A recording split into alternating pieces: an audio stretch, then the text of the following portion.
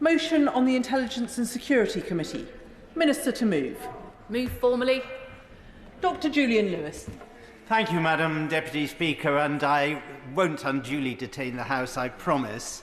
As the retiring chairman of the ISC, I would just like to put on record that it has been an interesting tenure. It got off to a somewhat controversial start when the then Prime Minister delayed its reconstitution by 7 months and then proceeded to try and impose a chairman on the committee in defiance of the provisions of the 2013 Justice and Security Act that the committee should henceforth choose its own chairman from amongst its own members. I'm delighted to see that the present government does not appear to be trying to do either of those two things.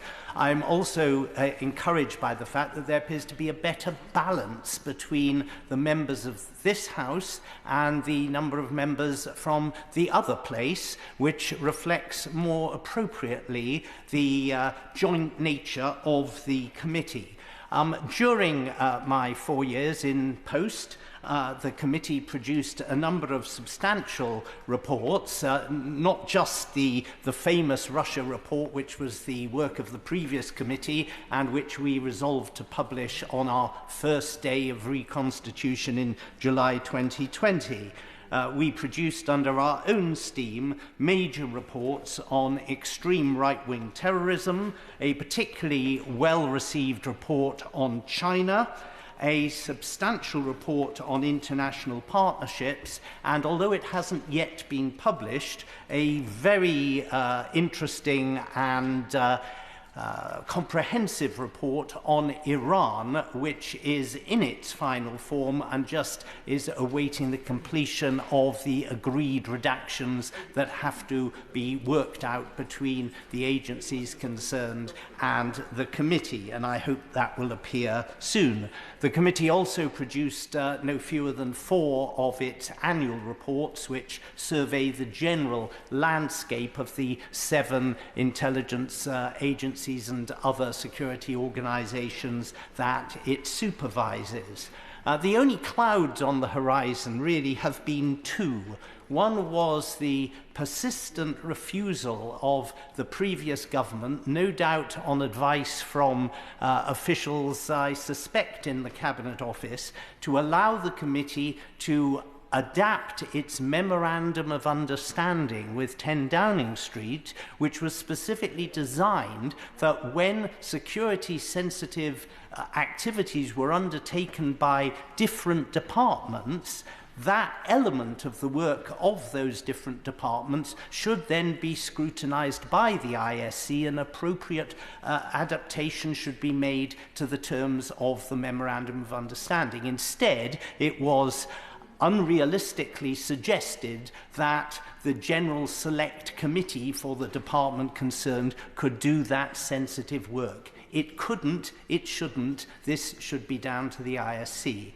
The second point is something that I have alluded to repeatedly in speeches in this Parliament, which is that the independence of the Secretariat of the ISC has been compromised by a so-called temporary arrangement that was entered into with the Cabinet Office no less than 10 years ago.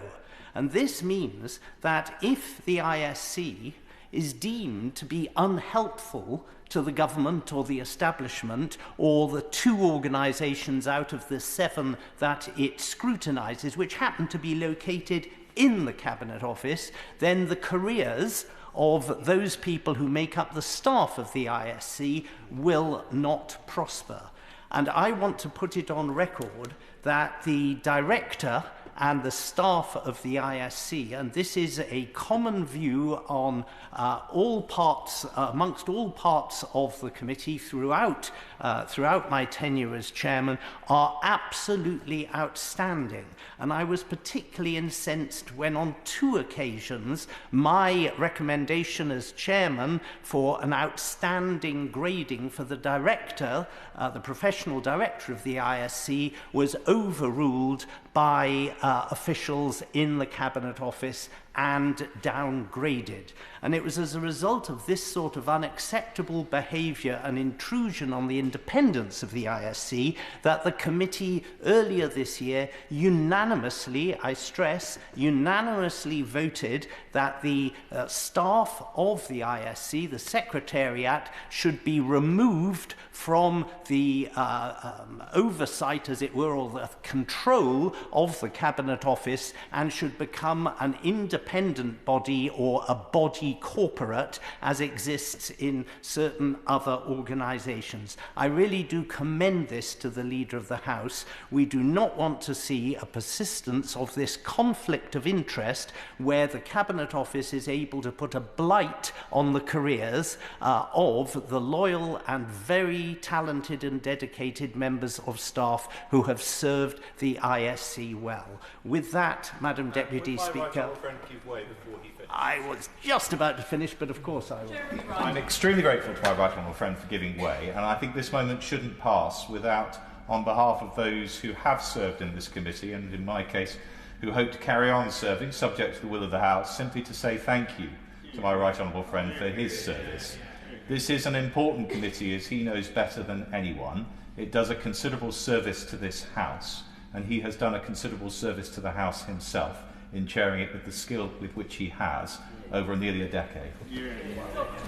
I'm flattered and extremely grateful, and coming from someone of the calibre of my right honourable and learned friend, that means a great deal to me. And it does remind me of one last point that I was perhaps going to overlook, and that is this. You can achieve an awful lot with these secret organisations. I do remember going with the director, this excellent individual, the director of the staff of the ISC, to meet a senior figure, shall we say, in the secret world when we were discussing some of the reports that we were going to produce. And one of them was, as I mentioned in my list earlier, a report on the international partnerships that our intelligence agencies have. And this particular senior figure was saying, well, you know, it's going to be very difficult. You're not going to be able to publish just about anything. Are you sure you really want to do this examination?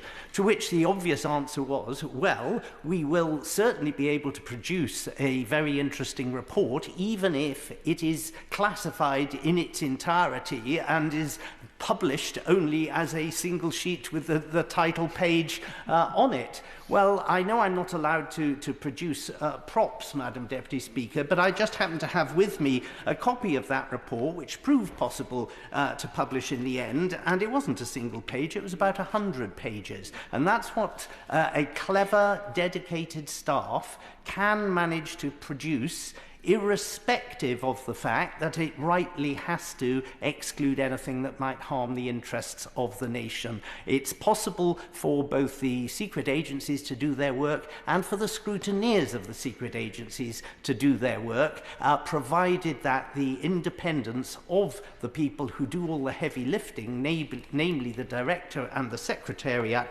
are not compromised. Thank you. Leader of the House.